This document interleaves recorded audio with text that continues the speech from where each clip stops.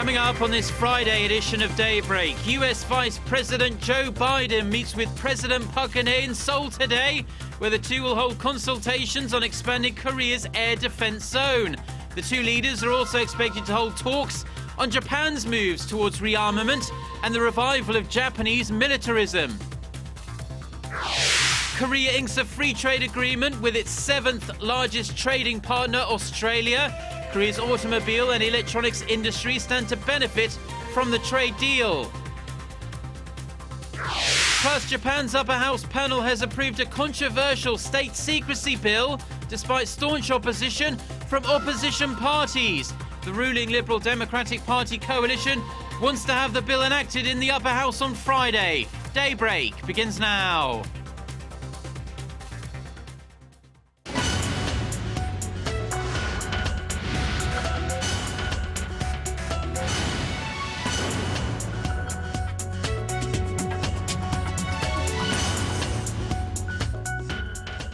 Thanks for tuning in. You're watching Daybreak on Friday, December 6th. Live from Seoul, I'm Kim Hyun-ji.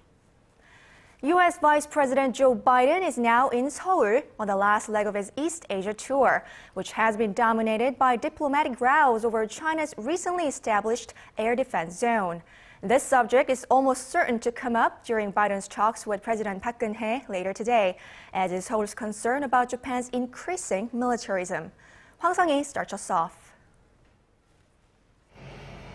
Korea will be the last stop for U.S. Vice President Joe Biden as he wraps up his three-nation tour of Northeast Asia. Biden will meet with President Park Geun-hye on Friday to discuss ways to handle China's new air defense identification zone and Japan's ongoing efforts to regain its right to collective self-defense. China's surprise announcement of an expanded air defense zone has escalated military tensions among its neighbors, as it overlaps with those of Korea and Japan. Washington has said it does not recognize the zone, and the stance was reiterated by Biden when he met Chinese President Xi Jinping in Beijing. Sources say Seoul and Washington are finalizing consultations on expanding Korea's air defense zone, and that the new plan will be announced following discussions with Biden. Biden's trip marks the first visit by a high-ranking U.S. official since Washington expressed support for Japan's pursuit of collective self-defense. The move was met with strong backlash from Korea and China, as it is reminiscent of Japan's militaristic past, and the vice president is expected to address Seoul's security concerns regarding the issue. It is widely believed that Biden will urge Seoul to leave the past behind for the sake of a stronger trilateral alliance between Korea, the U.S., and Japan. The two neighbors have been at odds over historical perception, with Korea repeatedly calling on Japan to apologize for its wartime atrocities during its 35-year colonization of Korea. During his stay in Seoul, the vice president is scheduled to give a speech on foreign policy at Yonsei University on Friday and visit the demilitarized zone, the heavily armed border between the two Koreas, on Saturday before returning to the U.S. Hwang Sang-hee, Arirang News. Defense Minister Kim Kwanjin has stressed that Eo-do, a submerged rocky outcropping that lies in waters between Korea and China, should be included in Korea's air defense zone. Speaking at a parliamentary session Thursday, Kim said the extended zone, which is expected to come this week, should cover Eo-do, as it is controlled by Korea. Korea has been pushing to expand its current air defense zone to protect its national interests after China declared an expansion of its air defense zone last week. In regards to reports of North Korean leader Kim Jong-un's uncle Jang Song-taek's ousting, Minister Kim said there haven't yet been any recent activities of note within the North Korean military, aside from their annual winter drills. Korea will hold a series of naval drills with the United States and Britain in waters off the southern coast of the Korean peninsula starting Sunday.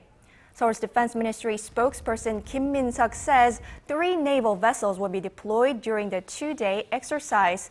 Korea's Aegis destroyer Yulgok-ii, America's Aegis destroyer Shiloh, and Britain's Darien-class stealth destroyer.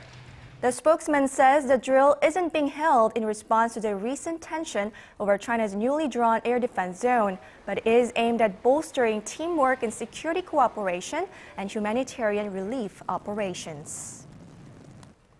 Korea has, in principle, reached a free trade agreement with its seventh largest trading partner, Australia. Korea's automobile and electronics industries in particular are pleased with the deal. But the agriculture sector is expected to take a hit from the trade deal. Our Hwang Ji-hye has more. Korea's trade ministry said Thursday that it had finished negotiations for a free trade agreement with Australia, moving one step closer to scrapping tariffs on key exports. The agreement on the free trade deal includes writing the investor-state dispute settlement system into the trade pact. Australia was originally against including the system in the proposed agreement, which allows overseas businesses to take action against Australia for apparent breaches. Korea invests a lot in Australian resources and energy. In order to protect these investments, the ISD settlement mechanism had to be part of the agreement, and we put a lot of effort into making sure it was. The two countries aim to cut tariffs on most of the products traded within 8 years after the trade deal goes into effect. Once it does go into effect, tariffs on Korean automobiles and electronics goods like televisions that currently have an average tariff of 5% will be cut immediately and completely. Tariffs for auto parts, meanwhile, will be cut within 3 years. Korea's agriculture sector, however, is expected to take a hit from the trade pact. Tariffs on Australian agricultural exports such as wheat, dairy, and beef will be eliminated altogether. Korea's trade ministry said that it tried to minimize the trade deal's impact on local farmers by agreeing to gradually phase out tariffs on Australian beef over 15 years. The agreement also exempts Korea from opening its markets to a number of agricultural products like rice, apple, and potatoes. Before the deal takes effect, the two nations must go through their own approval processes, which will likely be completed in the first half of next year. Hwang Ji-hye, Arirang News. The Korean economy is resilient, according to IMF chief Christine Lagarde, who made the comments on the last day of a two-day visit to Seoul. Song Ji-sun reports on Lagarde's assessment of the local economy. Korea is even more resilient now than it was 5 years ago, when the global financial crisis broke out. That, according to the head of the International Monetary Fund, Christine Lagarde. Policymakers have used their time, their reserve, their buffers wisely, making sure that banks are properly capitalized and solid, lowering external debt, and deploying macro-prudential policies that are the envy of the world. But to pursue balanced growth, projected at 3.75% next year by the IMF, Seoul needs to implement the right package of reforms, specifically targeted in the labor market and service sector. A good and in-depth reform of the labor market so that it is more inclusive. Inclusive to temporary workers, inclusive to young people, inclusive to women as well. In addition to the labor market reform, we also believe that the service market must be reformed because it is much less productive than the manufacturing sector. When asked whether the Korean economy could be swayed by the U.S. Fed stimulus tapering next year, Lagarde rated Korea as stable, meaning it likely won't be prone to sudden inflows or outflows of capital. We believe that Korea has not suffered from the latest development and is fully equipped and capable of adjusting its framework if the risk were to arise. Song Ji-sun, Arirang News. $15 million over the next 5 years. That's the commitment the Korean government made on Thursday to the International Monetary Fund, money that will go directly to supporting technical assistance and training initiatives in member nations. The MOU signed by Korean Finance Minister Hyun Oh-seok and Managing Director of the IMF, Christine Lagarde, promises $3 million annually for the next 5 years. Lagarde said Korea's financial aid will contribute to economic growth in developing nations while also strengthening Korea's strategic partnership with the IMF. Korea has been active in IMF technical assistance projects since 2004. The National Assembly has voted to set up two committees, one tasked with reforming the state spy agency and another that will set new rules for local elections. The committees were proposed as part of an agreement struck earlier this week between the ruling Saenuri Party and the main opposition Democratic Party that broke a long-standing parliamentary deadlock. The Spy Agency Reform Committee will be chaired by a DP lawmaker and will devise tougher measures designed to prevent National Intelligence Service agents from intervening in politics. The Political Reform Committee will be headed by a Saenuri Party lawmaker and has plans to ban political parties from handpicking candidates for local elections. Each of the two committees will have an equal number of lawmakers from both parties.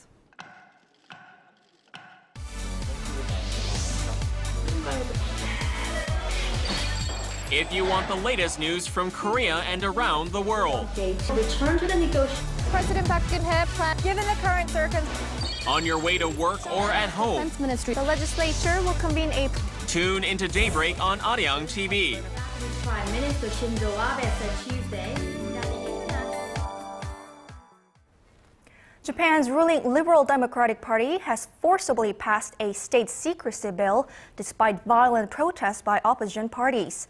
The bill extends jail time to up to 10 years for public officials and citizens who leak state secrets. The bill has angered many, with some opposition lawmakers saying the new law marks a return to the days of Japanese authoritarian rule during World War II, when the country used a similar law to arrest and imprison political opponents.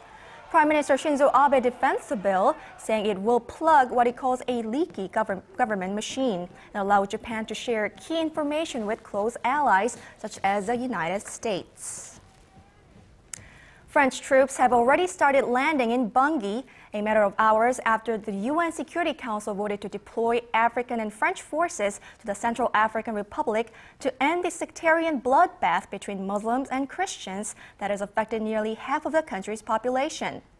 The French-sponsored resolution that passed on Thursday will also place an arms embargo on the country. The announcement came hours after a new wave of violence erupted in the country's capital, Bangui, that killed around 100 people. Violence began back in March when Muslim rebels seized power after ousting President François Bozize. And in welcome news for the nation, Kimjang, the tradition of making and sharing kimchi, has made UNESCO's Intangible Cultural Heritage of Humanity list. The announcement came Thursday at the 8th Annual UNESCO World Heritage Congress in Baku, Azerbaijan. The socio-cultural aspects of making kimchi, such as strengthening family cooperation and social solidarity, were evaluated as an important element of Korean society. Korea has a long tradition of not only making kimchi, but also sharing the dish with friends, family, and neighbors. With Kimjang making the list, the total number of Korean intangible cultural assets is now 16. Korean items on the list include Korea's traditional songs, rituals, and its martial arts. Others include traditional wooden architecture and a traditional group dance. And in honor of Korea's Kimjang culture being placed on the UNESCO list, a festival was held Thursday at Gyeongbok Palace in Seoul, where the spicy side dish was the main event. Shin Se-min reports. The First Lady of the United States makes it. Health magazine selected it as the world's healthiest food, and even doctors recommend it for its health effects. It's kimchi, and it's been a part of Korean history for over 1,000 years. Every year at about this time, from the end of November until the middle of December, Koreans make the fermented side dish with their family or in groups, a process that's called kimjang. It takes that many people because kimchi is usually made in large quantities, enough to provide nutrition throughout the cold winter month. The culture surrounding kimchi began as people in the past started making a dish in large groups and share the product afterward. Nowadays, people in communities bond by doing the same and promoting the act as a sharing culture. In light of the season, the Korean Cultural Heritage Administration and the Agriculture Ministry is hosting a 2-day event that runs through Friday on the culture of kimchi. A ceremony highlighting how people in the past would offer the dish to kings is taking center stage at the event, while elsewhere different types of kimchi from 8 different provinces are available for visitors to sample. A number of foreign ambassadors to Korea have also participated and even got in on the act of making their own kimchi. And attendees to the event have another reason to celebrate Korean staple dish, as kimjang has made it onto UNESCO's Intangible Cultural Heritage List. Shin Se-min, Arirang News. Now moving on to the effects of an unwanted guest from China. Ultrafine dust particles blanketed Seoul and most of the central region Thursday, forcing the city government to issue the first ever fine dust warning. The good news for our viewers in Korea is that the air is looking much better this morning. Kim Hyun-bin reports on Thursday's suffocating smog. The Seoul city government issued a dust warning for the first time ever, as dust levels went far over 85 micrograms per cubic meter for 2 consecutive hours. At 4 p.m. on Thursday, a level of 93 micrograms of dust was detected for every cubic meter, and went even as high as 166 micrograms. A cloud of smog and toxic dust have covered most of the nation since early this week, with average concentration levels that are 2 to 3 times higher than normal. On Wednesday, particulate dust levels in Seoul reached nearly 200 micrograms per cubic meter, nearly 4 times the amount observed on a normal day. That's well beyond the precautionary level of 120 micrograms per cubic meter set by the National Institute of Environmental Research. It's also more than 7 times the level recommended by the World Health Organization, which has a standard of 25 micrograms per cubic meter. In the southern industrial town of Pohang, dust levels reached nearly 300 micrograms per cubic meter on Wednesday, forcing the city to issue a preliminary dust warning for the first time this year. But there's good news on the horizon.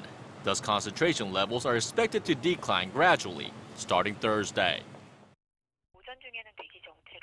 The concentration may be high in the morning in Seoul and Chungcheongdo because of the fine particle pollution coming from China, but the daily average is expected to return to normal today. The dust contains toxic pollutants, including heavy metals and bacteria, and health experts advise wearing a mask with a dust filter and avoid being outdoors at dawn when dust levels are at their peak. Kim Hyun-bin, Arirang News. You feel it in the air. You see it in people's clothes. 'Tis the season to be cold. But not only that, it's also the season for winter festivals. Kim gives us a preview of some of the season's festive events happening around the country. This brightly lit Christmas tree is helping to kickstart the holiday season in Busan as couples, families, and visitors gather for the city's annual Christmas Tree Festival, which features a program of performances and a tree lighting ceremony. I came out to see the Christmas Tree Festival here in Nampodong. It's very pretty and makes me proud to be a citizen of Busan. The festival marks the start of this year's winter festival season, which also includes the Pyeongchang Trout Festival, the Hwacheon Sancheoneo Festival, the Snow Festival in Daegwallyeong. At the Sancheoneo Festival, one of Korea's trademark festivals that's now in its 10th year, people fish for mountain trout, which peek their heads out of the holes dug in the ice. Braver participants throw themselves into freezing cold water that can get down to as low as 20 degrees below 0 Celsius. Elsewhere, huge ice blocks are carved into intricate ice sculptures of Hwasong Fortress and Greek and Egyptian landmarks in what has become one of the festival's biggest draws. Hwacheon Sancheoneo Festival is now world famous. In addition to the usual cold weather, events like ice fishing, visitors can also take part in special programs such as ice climbing. These festivals have been waiting all year long for the snow, ice, and freezing temperatures to bring people together in the cold weather. Kim, Arirang News.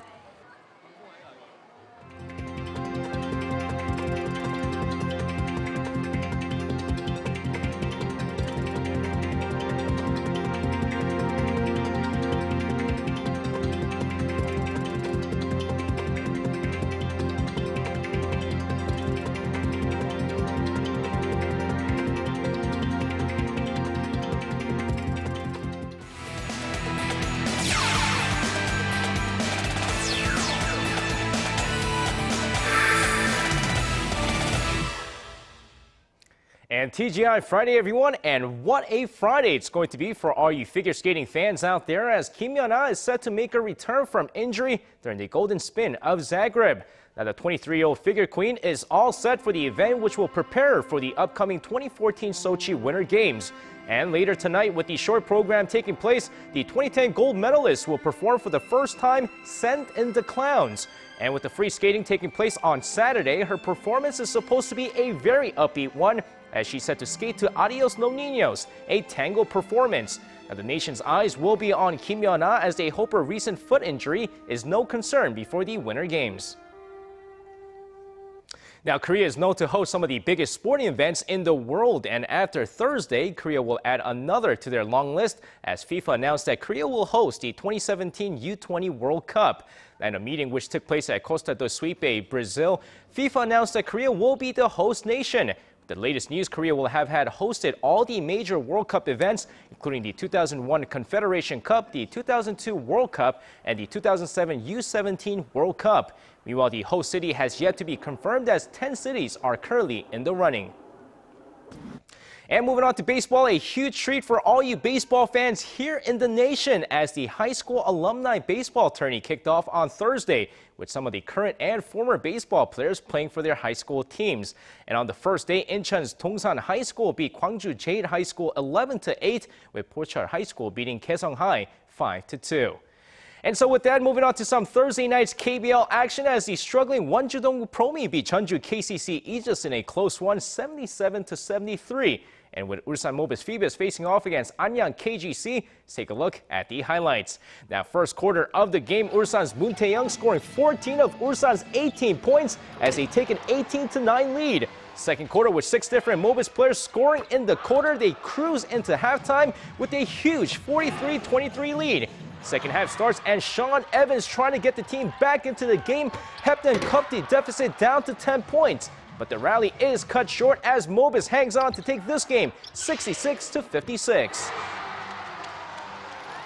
And finishing things off with Thursday night's V-League action, we had one game take place as the winless Russian Cash Vespits took on LIG. Now, going into the game, first set, Russian Cash off to a great start thanks to Song Myung-gun as they take the first set 25-19. Second set, LIG trying to bounce back, but with Thomas Edgar's costly mistakes on the offense, Russian Cash take the second set as well, 25-23. Russian Cash needing just one more win, and thanks to Arpit Baroti's 24 attack points on the night, Russian Cash get their first win of the season and their first team win, 3-0. And that's going to wrap it up for me. This has been SJ. Have a great weekend, everyone, and see you guys again for your sports needs.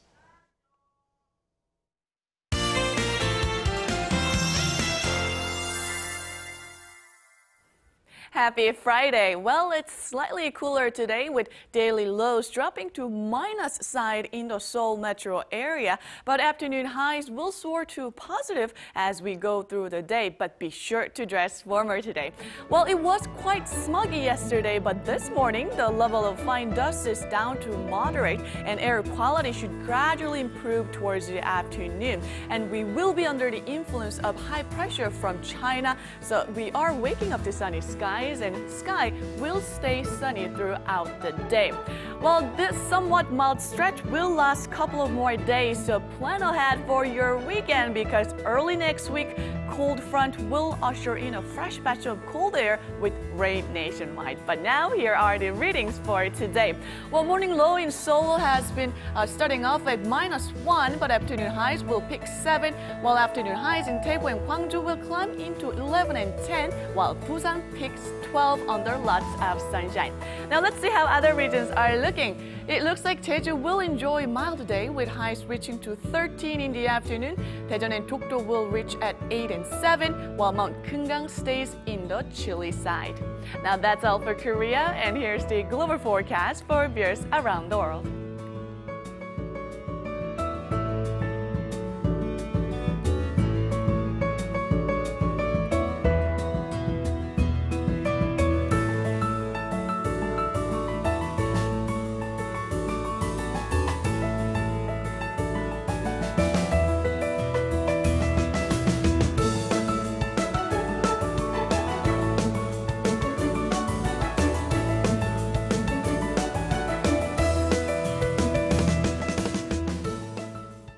That's all for me at this hour. Enjoy your morning commute and hope you have a wonderful day.